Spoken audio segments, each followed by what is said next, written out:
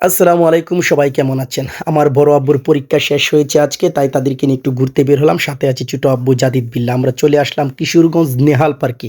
তো নেহাল পার্কে আসার পর তারা দুজনেই খুব খুশি। টিকিট কেটে নিলাম ১০০, ২০০ টাকা করে। প্রথমেই প্রবেশ করলাম। প্রবেশ করেই আমরা সরাসরি চলে গেলাম চিড়িয়াখানা এরিয়ায়, যেখানে কিছু বানর রয়েছে, কিছু পাখি রয়েছে, কিছু কবুতর রয়েছে, সেটা দেখার জন্য। সেখানে গিয়ে বানরদের সাথে আমার আব্বু দেখে তারা খুব খুশি হলো। সেটা দেখে ২ টা বানর বাহিরে ছিল। তারা হয়তো একটু ভদ্র বানর, সেজন্য তাদেরকে বাহিরে রেখেছে। সেটা দেখে আমরা চলে আসলাম পার্কের ভিতরে। এখানে এসে আমার আব্বু তার সাথে কথা বলতেছি। তো আমার আব্বু এখানে খেলতে গিয়ে একটু ব্যথা পেয়ে গিয়েছিল, সেটা কোনো ব্যাপার না। আর এই আব্বু তো আল্লাহই দিছে। সে কি করবে না করবে বুঝে পাচ্ছিল না। তো সেখান থেকে আমরা চলে আসলাম, এখানে ট্রেন আছে, ট্রেনে উঠলাম। আব্বু উঠলো হেলিকপ্টারে, আমার ছোট আব্বু উঠলো ট্রেনে। কারণ ছোট আব্বু হেলিকপ্টারে ভয় পায়। একেকটা ২০ টাকা করে টিকেট নেয়। টিকেটের দাম কমেই, তেমন বেশি না।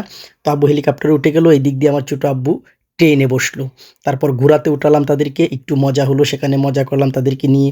তারা খুবই খুশি সেই পার্কে এসে। তো পার্কটা মোটামুটি ভালোই সুন্দর। অনেকদিন আগে একবার গিয়েছিলাম। তারপর আমরা স্পিড বোটে উঠে গেলাম।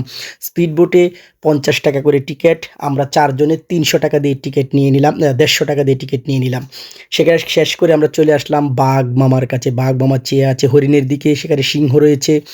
সেটা শেষ করে আমরা আবার দোলনাতে চলে আসলাম। আমিও একটু আব্বুর সাথে মজা করলাম দোলনাতে বসে। সেই শিশুকালের শিশুবেলার যে স্মৃতি, সেখানে চলে গেলাম। তারপর আমরা আস্তে আস্তে আসলাম, বেরিয়ে বাহিরে আসার জন্য প্রস্তুতি নিচ্ছিলাম।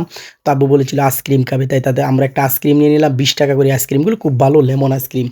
সেগুলো খাওয়ার পর আমরা এখন বের হয়ে যাব। তো বের হয়ে আমরা হোটেলে চলে আসলাম। হোটেলে এসে আব্বু চিকেন দিয়ে চিকেন নিয়ে নিলো। সে চিকেন নিয়ে খাইতেছিল। অপরদিকে আমার বড় আব্বু চিংড়ি মাছ, সেও খুব চিংড়ি মাছ পছন্দ করে।